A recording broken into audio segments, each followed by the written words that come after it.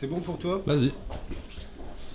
Et d'abord, j'aimerais remercier Guillaume Lebaube et Guillaume Bernard, qui est dehors. Et, et dans les milieux réservés, on appelle Guillaume B et Guillaume Le B.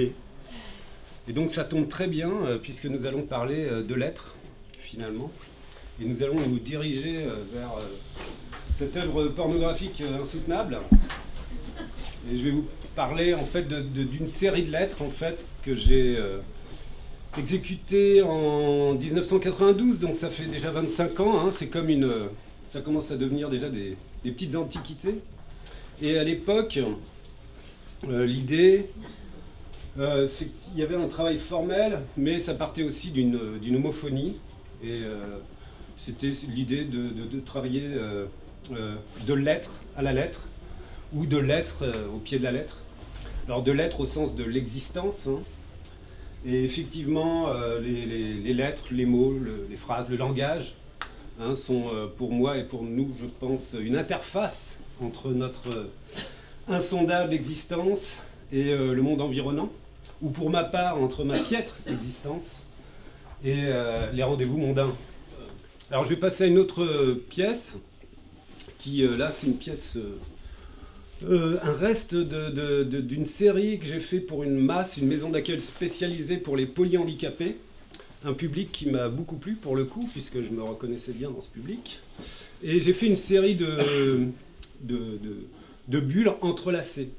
Et donc là, c'est assez simple, hein, c'est vraiment notre discours intérieur, hein, avec les bulles qui s'entrelacent, ou les phylactères. Alors le phylactère, c'est le terme scientifique ou d'ailleurs littéraire, je ne sais pas, hein, pour qualifier les bulles. Alors vous avez bulle 1, bulle 2.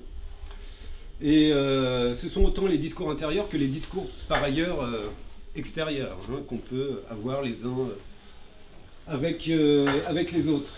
Alors comme vous le remarquez, je n'ai toujours pas compris qu'en fait qu'on pouvait mettre des mots dans les bulles, mais un jour ça arrivera peut-être. Alors j'ai fait ça pour les citer, avec l'association Eternal Network, des gens que j'aime beaucoup, qui ne sont pas présents mais qui devraient arriver bientôt. Bientôt. On passe, hop, parce qu'on va faire le tour de cette petit accrochage, de cette petite plaisanterie. Alors j'ai aussi le défaut d'écrire des textes pour les expositions. Et donc cette pièce s'intitule Projectile. Et j'ai écrit un texte autour du projectile et de l'espace discursif. Alors c'est un texte assez aride, hein, en fait. Et tu confirmes. Et donc j'espère provoquer une vague de suicides chez les commissaires d'exposition, les directeurs de centres d'art, etc. Hein, bien entendu. Et en fait, ce texte est basé sur un professeur de rhétorique qui nous parle en fait de la rhétorique de l'accord, hein, ou de la rhétorique de l'insulte. Alors ça m'a bien plu, cette idée de la rhétorique de l'insulte, puisque finalement on peut envisager aussi les mots comme des projectiles. Et au même sens, je ne sais pas, qu'une fléchette, qu'un couteau, qu'une bombe, etc.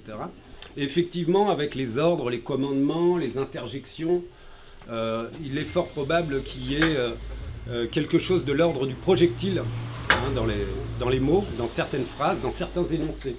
Et donc là, on est un peu dans ce cas de figure, avec un énoncé un peu projectile, un cri de ralliement, à la fois un cri de ralliement, à la fois une... comment on pourrait...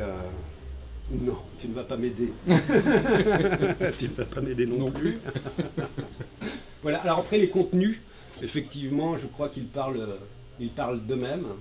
Je crois. Hein. Donc, une personne m'a dit que c'était bien parce que voilà, il faut aller vers le neutre. Hein. Bon, alors il faut peut-être aller vers Roland Barthes, hein, puisque lui, il a vraiment travaillé sur le sujet. Alors, on va passer à une autre pièce là-bas qui est plus une pièce de design. Et donc là, voilà, je l'ai intitulé Tableau liégeois. Alors ça, c'est une blague pour Jérôme Duvigneau, hein, qui n'est peut-être pas présent là maintenant. Et voilà, c'est simplement du liège où ce sont des tableaux aussi qui ont été réalisés pour la masse donc la maison d'accueil spécialisée pour les polyhandicapés, où les infirmières peuvent effectivement piquer leurs feuilles de soins, etc. Donc ça a vraiment un usage, hein, finalement, comme un vrai tableau d'affichage. Alors là, il y a aussi un ami artiste qui m'a dit que vraiment j'étais un obsédé sexuel, parce que lui, il a lu entre le F et le S, il a lu le mot fesses. Alors j'ai dit non, c'est pas... Mais bon, voilà, il y a aussi cette dimension parfois inconsciente qui ressort finalement dans le placement des œuvres. Voilà. Et là, on va passer à une autre, parce que j'essaie de le faire assez vite, en fait. On va passer à l'avant-dernière pièce. Alors là, c'est encore tiré d'un travail que je mène en fait depuis 3-4 ans autour du patriarcat. On a monté, je suis prof dans une école d'art, les bières. Je suis prof dans une école d'art à Dijon et on a monté un département féministe queer et on se pose beaucoup de questions avec mes collègues et moi plus particulièrement autour du patriarcat. Et donc voilà, c'est comme une petite synthèse. Et ce tableau, je l'ai intitulé les 4 concepts fondamentaux du patriarcat. Et c'est un clin d'œil aussi à Jack Lacan qui a intitulé un de ses séminaires comme ça, les 4 concepts fondamentaux de la psychanalyse. Et finalement, on a des jeux, hein, des simples jeux dialectiques comme ça. Là, on a vraiment notre condition d'existence, hein, entre la violence et la maternité. Et là, on a le paraître, hein, la question du paraître. Et puis après, on peut faire des petites violences prestige, évidemment, on pense au masculin, maternité, beauté, à la féminité. Et puis on peut se faire des petits mélanges comme ça. Voilà, après, ça, c'est c'est une conclusion sur laquelle je suis en train de travailler et d'essayer de comprendre chacun de ces concepts et de voir leur articulation, en fait. Hein. Voilà, et puis une dernière pièce plutôt humoristique, je vois que tu rigoles, et qui est dans les toilettes, et qui s'intitule, c'est un titre en anglais, hein, qui s'intitule The Whistling Theory, car après la French Theory, après Derrida, Foucault, Deleuze, nous avons notre philosophe Emmanuel Macron, qui a proposé la théorie du ruissellement. Et en fait, nous artistes, alors si j'ai fait cette pièce, c'est que nous, en tant qu'artistes, nous sommes vraiment concernés, hein, par la théorie du ruissellement, puisqu'effectivement, nos acheteurs sont plutôt des collectionneurs qui ont bien réussi dans la vie, qui sont plutôt de droite, ce qui n'empêche rien d'ailleurs, hein, ils ont plutôt aussi du goût. Et en règle générale, voilà, c'est ce genre de clientèle et, qui nous font bénéficier finalement d'un ruissellement de monnaie sonnante et trébuchante. Et le truc, c'est que en fait, le ruissellement, finalement, ça fonctionne toujours par le haut, hein, puisque quand un collectionneur achète une œuvre, ce n'est pas gratuit. Hein, c'est soit pour générer de la distinction sociale, ou bien pour créer un investissement. Et donc le collectionneur a souvent tendance non pas à acheter de l'art, mais plutôt des images de marque. Et plus on monte en gamme, hein, plus on va loin dans les prix, et bien plus les collectionneurs achètent des images de marque plutôt que de l'art. Mais bon, ils ont tout intérêt à assurer leur investissement.